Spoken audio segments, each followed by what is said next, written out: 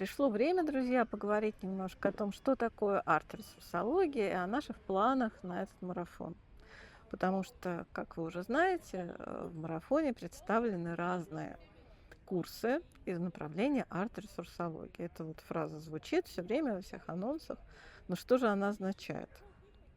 Начнем вот все-таки с определения. У нас есть новая профессия, холистический ресурсолог, как мы всем рассказываем теперь. И у нас есть направление холистической ресурсологии. Это такой способ поддержки и самоподдержки человека, который опирается в первую очередь на ресурсирующий подход. То есть мы не лечим, это не совсем то же самое, что терапия.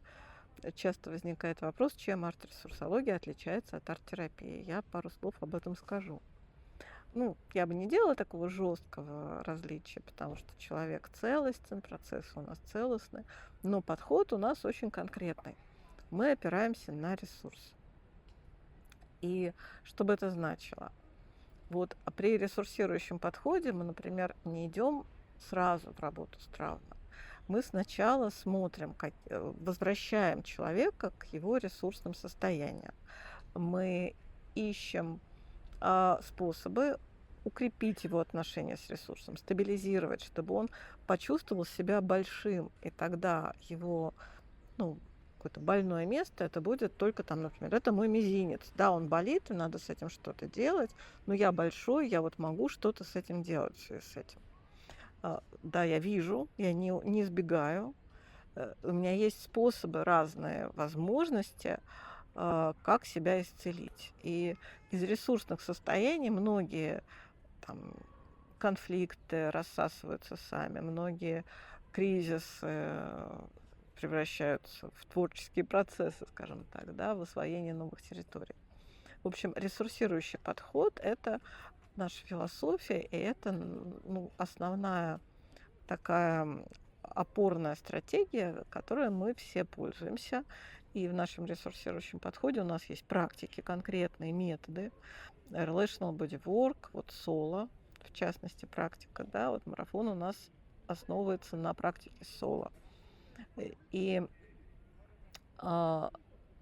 есть базовая практика, а есть вот такие вот разветвления. Потом вот у нас есть холистическая ресурсология, и человек, который проходит базовый тренинг, учится на фасилитаторской программе, учится в том числе работать там не только с собой, но и с другими людьми, основываясь на практике соло. Вот он сначала получает вот всякие разные базовые знания, а затем у нас есть вторая ступень, и там у нас появляется направление в соло, психосоматическая ресурсология, в фасилитации, да, в ресурсологии направление. Психосоматическое, когда мы с телесными работаем, и психологическими разными симптомами и системами и так далее. Есть арт-ресурсология, есть этно-ресурсология. Это тоже очень интересное и очень яркое направление в наших практиках. Есть аромаресурсология, когда мы, вот тоже спрашивают, чем отличается от ароматерапии. Мы работаем с маслами, но также мы идем в практике телесной, ресурсирующей, и мы строим, у нас всегда relational подход, то есть отношенческий.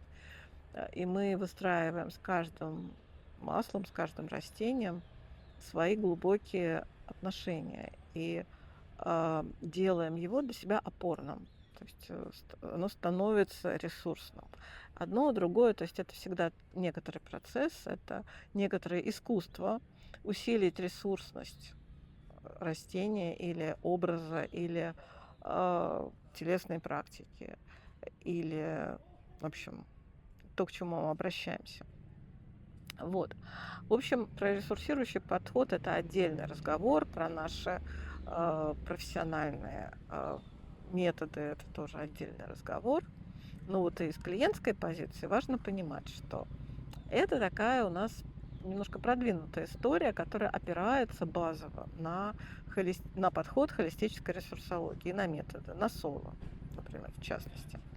То есть В арт-ресурсологии мы и занимаемся творчеством, каким-то искусством. Мы рисуем, мы пишем, у нас есть сторителлинговые программы, есть, вот, собственно, арт, художнические, у нас будет программа со звуком и так далее. И мы создаем образы, мы создаем художественные какие-то конкретные арт-объекты, мы можем делать перформансы, работать с видео. То есть камера как свидетель наш тоже такой видеопроект, и там тоже много такого ресурсирующего потенциала. То есть мы работаем с искусством, ну, чтобы уйти от слова терапия, поскольку не все имеют терапевтические дипломы. Я взяла это как разрез такой Arts for Health, здесь вот у нас называется, то есть искусство, каждое искусство в любом случае терапевтично. И есть направление, когда вот художников там у нас просто, я живу сейчас в Канаде, могут просто там в больнице приглашать, чтобы они позанимались, просто художники позанимались, попрактиковали с кем-то, кто в госпитале лежит. Например, то есть у нас есть понимание, что искусство терапевтично, что в каждой целительской традиции было вот это арт-направление. Сторителлинг является целительской практикой, и работа с образами, изображение тоже. Вот иконопись, там, например, в нашей православной традиции. У буддистов тоже и мандалы, и там, разные изображения. У всех. То есть во всех культурах есть визуализация образов и смыслов. И есть сторителлинг, и есть движение еще, пластика, танец. И есть такая театрализация тоже, есть звучание. То есть все это присутствует, и все это несет свой целительский какой-то эффект, терапевтический эффект есть в этом. Вот. Но как именно мы к этому подходим? Терапия через работу, там, например, с каким-то с проблемой, с каким-то болевым симптомом, еще что-то. Мы идем в первую очередь через ресурс. И в творчестве тоже я считаю, что практика соло, наши программы арт-ресурсологии, это ну, просто must-have, да, это обязательная программа для любых людей творческих профессий, потому что у нас у всех есть творческие кризисы, у нас у всех есть какие-то моменты, когда мы, ну вот, не идет, затупил, просто завис, не работает. И вот были стереотипы когда-то у художника, что надо там пить алкоголь, там вещества какие-то использовать. А вот у нас в любой такой какой-то кризисной непонятной ситуации иди в соло.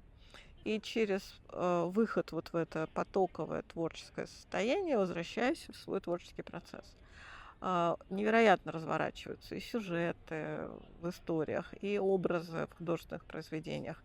И все становится ярким, вновь живым, интерес возвращается, любопытство возвращается, фантазия включается. Вот это активное воображение, практика активного воображения – это точно часть нашего соул-процесса. И в обычном, ну как в обычном, все время говорю, в классическом аутентичном движении это тоже практика активного воображения.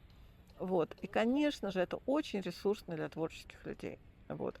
Не обязательно это какое-то художественное творчество, это может быть и жизненное творчество, это может быть и творчество в любой деятельности, которой вы занимаетесь. Вы ее стали менять, вы стали в ней творцом, вы создаете там новые пути, новые смыслы, новые образы действия, например. Да, это все тоже работает. Вот. И арт-ресурсология – это направление в нашей практике ресурсологии, когда мы добавляем вот образы как опорные конструкции для психики, в том числе опорные конструкции, истории и пластику какую-то, да, вот визуализацию в наш личный процесс, в наш репертуар наших практик, наших ресурсных, наших навыков. Вот. То есть мы идем сразу же не в муки творчества, а в разные состояния, в движения, в процессы, которые нам дают доступ к нашему внутреннему потенциалу. Вот. Это совсем в двух словах. И видите, я тут сижу в парке, тут вокруг ходят люди, кричат дети, э, и всегда требуется какой-то якорь. Да, вот сейчас у меня якорь камер, и я продолжаю говорить на нужную тему. И вот для нашего внутреннего процесса тоже нужен часто якорь. И вот мы создаем еще и практику солограммы, э, как отдельный такой наш процесс интеграции и игры с нашими смыслами, внутренними образами, с нашим внутренним опытом. И это еще одна важная часть вот нашего направления арт-ресурсологии. Она поддерживает вот этот вот процесс интеграции опыта, который мы получаем в практике. Вот, я сейчас поговорила немножко громоздко и сложно, но это важно для себя понимать, чтобы в конце концов себя мотивировать, не бросать э, и верить в то, что это не трудно, это правда не трудно. Вся идея в том, чтобы творить было легко. Ресурсирующий подход к творчеству — это ты идешь в легкость. Вот гениальные художники говорили о том, что создать великое произведение несложно, трудно попасть в состояние, из которого ты его создаешь. И вот проложить свои пути, свои ресурсные состояния, в свои потоковые состояния, в расширенное состояние, раз. И во-вторых, иметь устойчивый контакт со своим вниманием — это, собственно говоря, задача арт-ресурсологии.